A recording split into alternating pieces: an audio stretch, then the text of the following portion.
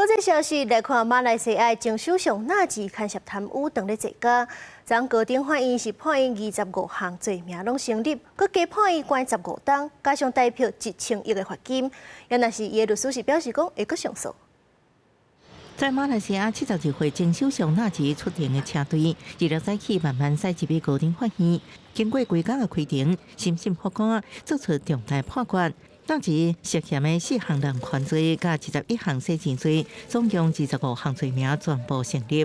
纳吉律师对这个案件每一个攻防点，拢遭到法官驳回，感觉是真无理解。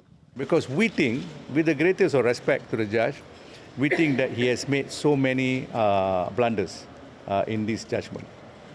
I call it blunders because I think that's what it is.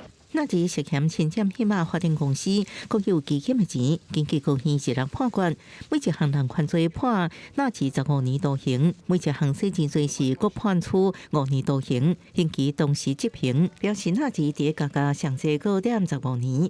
代表律师沙菲希表示，审法官驳回辩护组针对传闻证据提出的反对意见是正大错误，对判决表示失望，也提出上诉。